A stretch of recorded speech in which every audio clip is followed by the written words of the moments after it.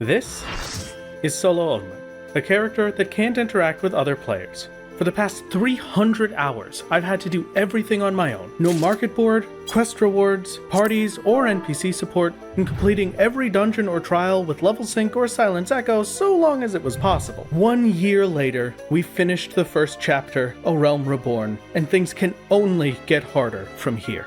All of the progress for this account is streamed on Twitch every Thursday and Sunday, in case you ever wanted to stop by. After taking 20 hours to defeat Ravana, we've got a new roadblock coming up to push us to our absolute limit.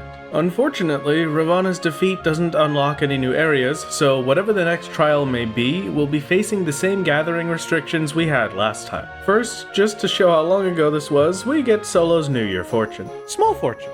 Okay. Not terrible. I am still obligated to complete Feast of Famine on Solo, so we run over to try and catch the Endoceras before realizing that I'm out of gathering food. So we're gonna need some quick upgrades. No, 51. Level 51 is gonna be easy peasy crafts, right? Because it's just nothing.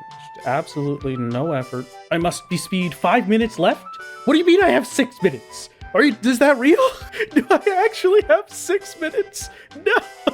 If I have 6 minutes, then I think we're not gonna get it. One quick hour-long grind later, we've got some Remy Trousers of Gathering to make sure I can catch the fish in the future. Fishing done for now, we're free to start the MSQ and actually progress the account for a bit. Oh, we're at this bit.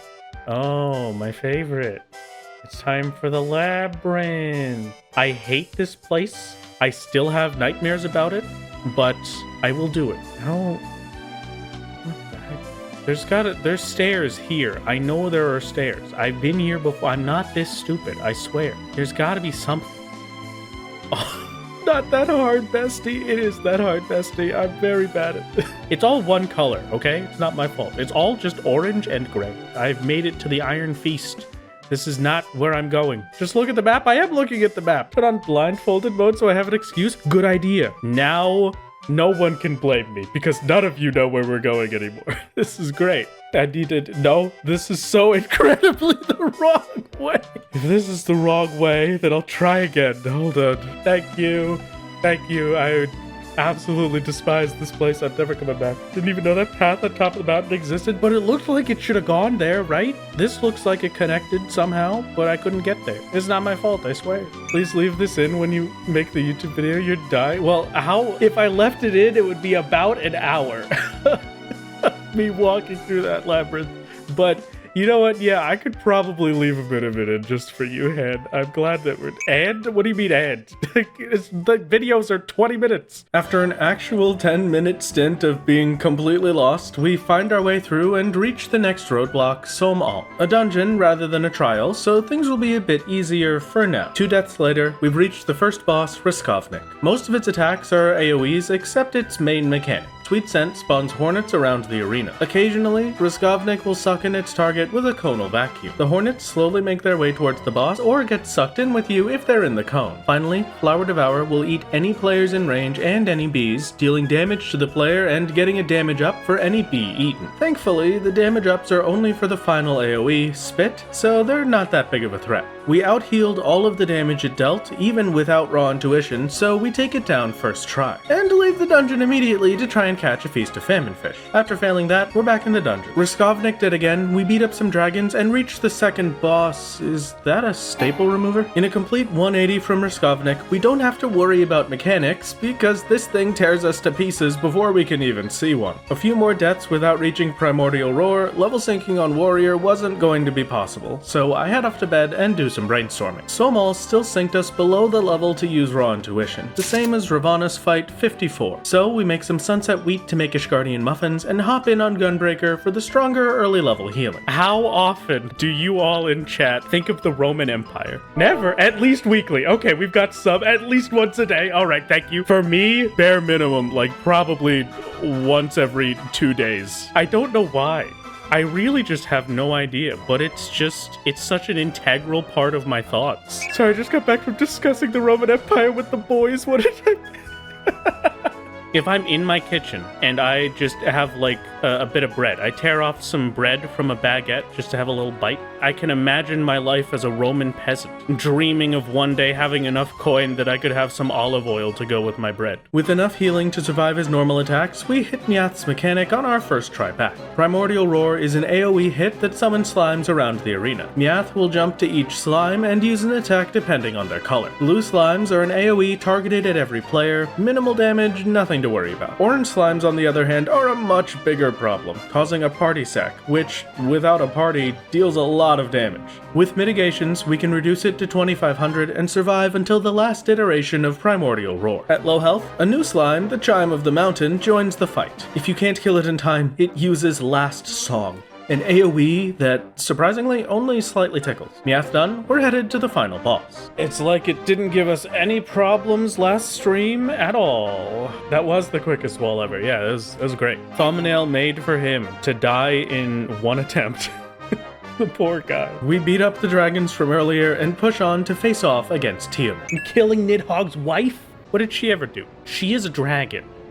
And I am an Elysian. Okay, that makes sense. Great. Let's start the fight. Abyssic Buster hits sporadically for around 2000 damage. Glowing lights appear and fire off laser beams, and a comet falls on our head with a proximity AoE. It's a constant battle to keep our health up, but we've got just enough healing across our whole kit that we can survive to her second phase. At 50%, Tiamat heads to the center and becomes invincible while her wings are our new target. Meteors drop, following us around the arena for the entire phase while Tiamat casts a Dark Star. While it doesn't do much damage at first, every Dark Star cast gives her a damage up, so we have to break the wings before she starts hitting unmanageable numbers. Compared to the DPS checks we saw in A Realm Reborn, this one couldn't even be called a check, as she only managed to use 2 Dark Stars before the phase ended. Wings down, she's back to the attacks from earlier, and we finish the fight in one try. An easy final fight that made what came next even more painful. Whoa, the like and subscribe buttons, I didn't know you could get that from this chest, wow! Sohm all completion time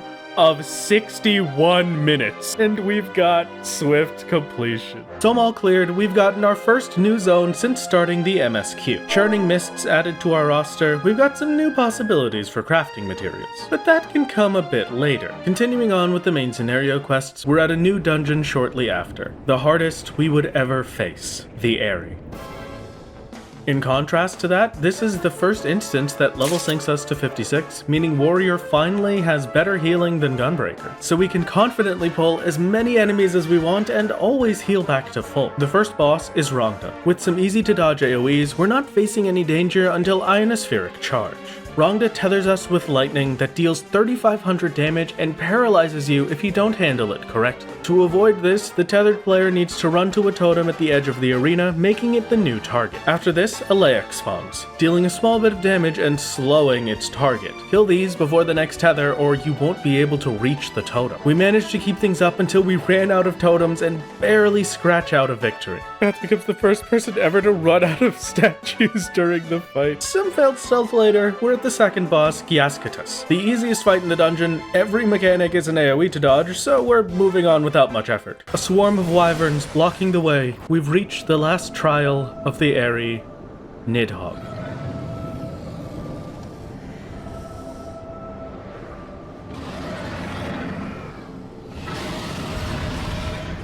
As if to take revenge for Tiamat and show us what a real fight is, one singular mechanic puts a full stop to our progress. Deafening Bellow is an AoE that deals 2000 damage. Hot Tail hits everything in front and behind the boss, while Hot Wing hits everything to his sides. Dragon Eyes appear under you, granting hysteria if you don't move away, and then Nidhogg flies off out of reach. Cauterize is a simple line AoE before landing back down and casting the Sable Price. Sable Price is... Ooh, okay. I need huge mitigations for this one. And some way to heal it. That's a tank buster as well during it. And Sable Price is an instant. Ooh, I'm just dead. Like Titan's Jail, the Sable Price fetters us, preventing us from taking any actions for 17 seconds. While we're fettered, Nidhogg hits us with a tank buster and other attacks, but none of those matter. After those 17 seconds, the Sable Price uses Sable Weave, dealing 10 million damage. For Titan, we just needed enough HP that we could survive after the jail crushed us, but this? No amount of health or mitigation was going to do anything. We were brought to a full stop and needed to find some way to survive 10 million damage. Hopping over to my main, there were a few things I wanted to test. The first was if we could skip the Sable Price. If Nidhogg had a mechanic that started after a certain HP, getting him there before he used Sable Price would let us avoid it entirely. But it's a set pattern. No matter how low he got, he would always use the Sable Price after landing back down. So now, we only had two options. Use a damage over time like Ninja's Doton to kill the Sable Price in time, or kill Nidhogg before he could even cast it. After some more testing, from the start of the fight, we could hit Nidhogg exactly 21 times before the Sable Price killed us. 21 attacks to defeat him, or we're dead, without question. Looking around at our gear options, we ask the Great Orb for its wisdom and head off to plan out our next steps. Taking down Nidhogg in 21 GCDs was not my first choice. Ninja's Doton has done us well once with Titan, so I was happy at the idea of using it again for the new jail. But before that, I haven't actually used Ninja since Titan, so we need some gear upgrades. Titanium ore for titanium nuggets, Dommel hide and dark chestnut logs for Dommel leather, hard silver sand, Rami stalks for Rami thread and cloth, latex for rubber, rose gold nuggets, and silver ore for hard silver nuggets to make a titanium mask and a Dommel skin jacket, gloves, boots, and pants. Full set of armor made, we just needed a new weapon. Mithrite ore, a small interruption. The fourth hotbar being out of sync with the others is driving you insane. Oh, this one? Sorry, yeah, let me just fix that real quick. Is that better? Yeah, every time someone mentions it, I move. No. Every time somebody asks, I fix it. Hello, streamer, why is Hotbar 3 not aligned with Hotbar 4? Oh, you're right, my fault, let me fix that. Oh, wait, this is a good one. Let's just have it there.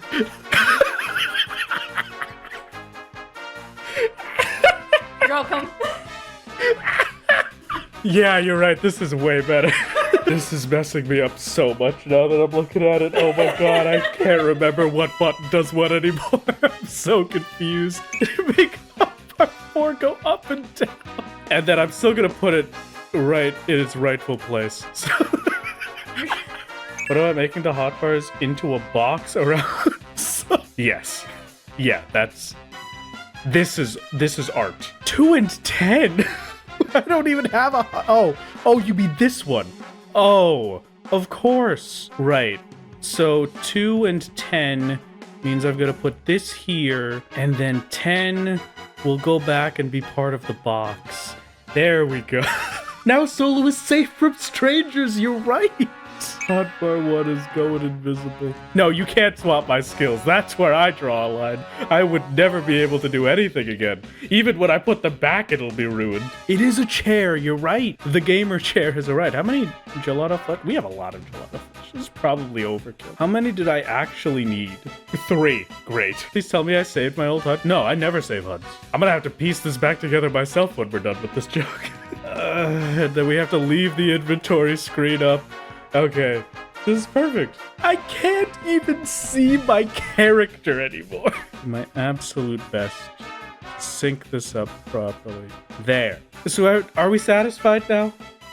Are we happy? Freed from the chair, we grabbed some titanium ore, grenade ash, and iron ore to make titanium rivets, mithrite nuggets, and void glue for our titanium, knives. Geared up and ready to go, we hop into the Aery, die a few times on Silence Echo, and then start trying with Epic Echo. But with the crafted gear we had, we couldn't even kill the first boss, so we're back to the drawing board. Epic Echo, a buff given when you enter a duty with unrestricted party selected, would give us a % boost from the very beginning. At our level, it gave a 30% boost for Ninja, but the higher our level was, the stronger the buff would get, going all the way up to 200%. It seemed as if no matter what we did, we'd have to level a class, and it was looking more and more likely that we'd have to aim for killing Nidhogg in 21 attacks. Desperate to avoid leveling anything new, I give Warrior a try on Epic Echo. With stronger gear and a 60% Echo buff, I was hoping that we could do something, but even with all that, we could tell from how slow the first boss died, this wasn't happening. So, we're going with option 2. kill Nidhogg before he casts the Sable Price. And there are only a few classes that can do it with our gear. The two options I had to choose between were Samurai and Reaper. We'd need to get the class to level 71 so it got the 200% Epic Echo buff, meaning if I chose Samurai, I'd be leveling in Palace of the Dead for 21 levels, but Reaper only needed to level once. The choice was obvious, but now I'd need a Disciple of War at level 70 so I could unlock Reaper in the first place. Testing our best method for leveling, my warrior could gain 100,000 experience in around 15 minutes using Sohm, but then chat mentioned an option I hadn't thought of. Blue Mage levels faster than every other class because of its increased experience gains while killing monsters in the overworld. Dooming an enemy near my level would get us 50,000 experience in just about 20 seconds, 45 times faster than my leveling with warrior. Blue Mage might not be able to progress the MSQ, but it's a Disciple of War, and that's the only requirement the Reaper unlock quest has. A Disciple of War at level 70. So the lucky winner is grinding Blue Mage to 70. Our main source of experience was the level 57 Loth found outside Ravana's arena. We tested out a few other things like Orimvel's first boss, but in the end we stuck with the Loth all the way to level 65. The problem with leveling Blue Mage is that the experience I get from killing monsters scales with my level. The higher level I become, the less XP I get. But we did have a strategy to fix this. Fates. Fate enemies give heavily reduced experience for Blue Mages, but who said we had to kill Fate enemies? Well, level synced from a Fate, the game fully treats you as if you are that level. So, synced down to the Fate's level, we doom the normal enemies around it to gain the normal Blue Mage experience. A stable 30,000 XP per enemy, no matter what level we hit. The best fates for this grind were Come to My Arms and Wear the Maiden Fair, which took us from level 65 to 70 in around 3 hours. 8 total hours of grinding, we used Blue Mage to accept the quest, and Reaper is unlocked. Well, kind of. If there's a replacement for a quest reward, I can't take it. So we can't use Reaper until we get a scythe for it, and there's only one place we can get that. Bright and early the next day, we head over to my favorite place, Palace of the Dead, which means 2 full days of grinding Palace for Aetherpool, we turn in our upgrades for a Pat Jelly Scythe, and now Reaper is unlocked. Despite our terrible equipment, after all that work, it's only fair I test out my prize. At level 70, we have a 60% buff from the Epic Echo, which increases to 200% if we hit 71. With no armor and a quarter of the buff we should have, we died to the first boss, but it was already better than our ninja attempts, so I was happy. Heading to bed, satisfied that the worst grind was over, we wake up feeling energized, knowing that I won't have to go back into Palace for the rest of this video. Now, the last thing on our checklist was new armor. I didn't need armor for the defense, as almost all of Nidhogg's attacks before the Sable Price were dodgeable, but we did need much better stats. Gearing Reaper with Centurio Seals, like we had done for Ravana's Clear, would take a lot of grinding, so to try and speed things up, we head down the crafting route. Yak Milk, Highland Wheat, and Cyclops Onions for Highland Flour and Sour Cream to make rarefied Dummel Gratin, turn them all in for White Scripts, and we've got the Masterwork recipe books for Armorer, Leatherworker, Goldsmith, and Blacksmith. It was a shot in the dark, and we'd need the Masterwork books later anyway, but most of the materials were out of reach, so it's time to hunt. To get the full armor set, we'd need 225 seals from daily hunt targets, a small list of enemies found in the overworld, or fighting A-rank hunts. A-rank monsters, large targets that spawn in every map throughout the game, would give us a lot of seals if we could manage to kill them. A Heavensward A-rank would net us 40 Centurio seals, and a Realm Reborn A-ranks would give 20 seals. The only thing to remember is I have to solo everything, and these are content in the open world for anyone to stumble into. Thankfully, no one does the A-ranks in these expansions, but in the very rare cases that people joined the fight, I'd have to abandon, get out of combat, and teleport out of the zone before they killed it, so I didn't get any rewards. After 20 minutes of stress, anxious that someone could run up at any second, Lord of the Wyverns goes down for our first 40 seals, followed by our first successful Feast of Famine fish. Oh, we stood up! We stood up! I actually got one! I actually got a fish! We finally fully progressed feast of famine. One of the 6 legendary fish caught, we head over to a realm reborn to beat up Correa for 20 seals and grab the Acerin boots and gloves. Fornius goes down shortly after for another 20 seals, and our daily hunts get us 31, just enough to grab our shiny new hat. Next reset, we're back on for more hunts and start to pivot our plan a bit. The eye level 185 gear Sky Pirate only required materials that we could get, at least for the chest piece. We still can't make any pants, so we'd need to get those with hunts. But now, instead of 120 seals, we only needed 60, so the daily hunts would be more than enough. We're 2 seals off? Come on, dude. Well, time to find an A rank. Non is the first A rank where other players joined in, so as per the rules, we run off, escape from battle, and teleport away to avoid the rewards. It didn't seem like there were any other hunts in this world, so we hopped over to Seraph and take down Marbury for the final seals. Pants obtained, we're finished with hunts and move on to crafting the final piece of armor. Before moving on, we've already put in around 20 hours since beating Ravana, so it's time for a playtime check. 334 hours, just under 14 days total. Now for our chest piece. Flax, titanium ore, bear fat, amphitheater skins, and deep eye tears before running into a small problem. The Sky Pirate gear needed Dawnborn Aether Sand, an item that you could only obtain through ethereal reduction. What's ethereal reduction? I had no idea myself, but it's basically just gathering a collectible and destroying it to get a chance at the sand. Which would be easy, except for the fact that our gear is so outdated that we fail most attempts to get the collectible. One bit of sand in our pocket, we'll need better gathering gear before moving on. Between miner and botanist, the botanist tools are easier to get the materials for, so we're set on chopping some trees. Titanium ore, dark chestnut branches, cloud mica, and iron ore for titanium nuggets, cloud mica whetstone, cloud mica whetstones, and domal leather to make a titanium scythe and hatchet. With the gear upgraded, we grab our last aether sand, some more collectibles to trade in for cloud cotton and sphalerite, more domal gratin for white scripts. No, I'm stupid! I haven't been making collectibles this whole More domal gratin for white scripts, and turn those scripts in for a new chest piece and boots for my crafters. After 4 hours of grinding, we were finally— I can't hit the stat minimum to craft this thing. I was determined to clear the Aery today, but the gear we had still wasn't enough. So we took on a new angle, getting Reaper to 71 for the 200% epic echo buff. Rather than using Palace of the Dead, we ran around doing fates and leaves to complete our weekly challenge logs and hit level 71 in just about 40 minutes. Now we're back into the Aery to get our clear. And we can only hope that 200% is enough.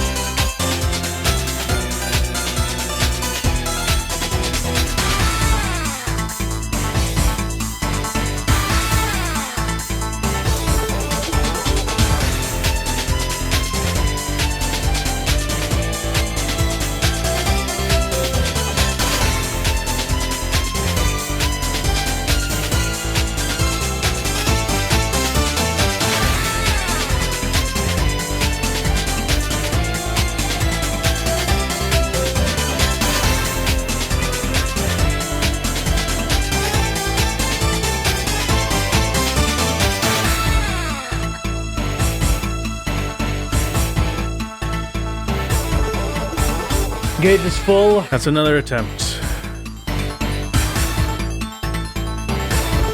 I can get an extra 60 potency if I use a positional during my setup. That gives me a better OGCD. I get you. Alright.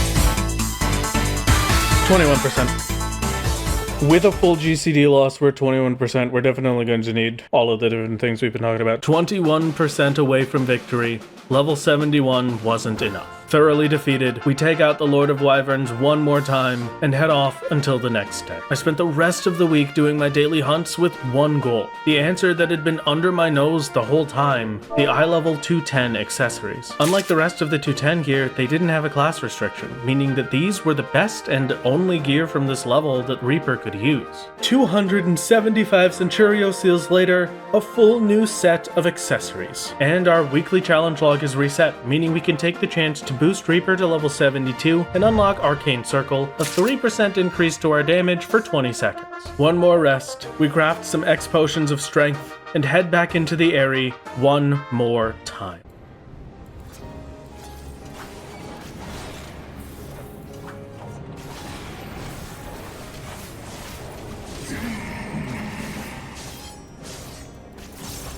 I forgot to buff there. So buff is another angle if this doesn't do well.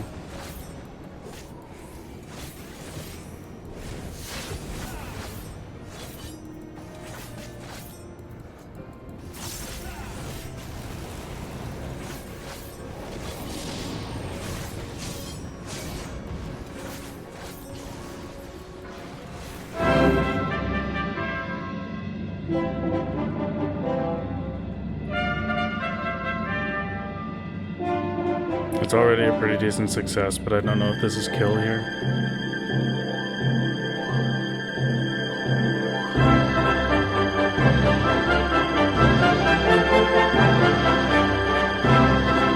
Please? Come on, no, okay! Oh! Hey!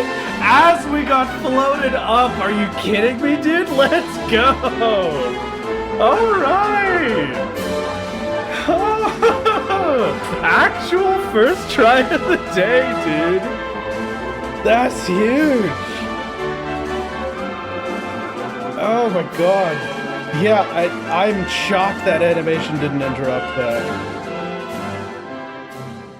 After 41 hours of grinding, Nidhogg was defeated, and we were finally free. Freed from Nidhogg, but more trapped than we had ever been. Because the next fight just might be impossible.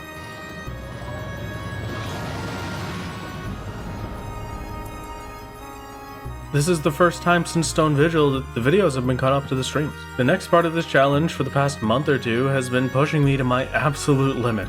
I hope you'll look forward to. The next video will be Sola's birthday celebration in the Binding Coils of Bahamut, and hopefully that'll be enough time for me to clear this. Thank you for watching.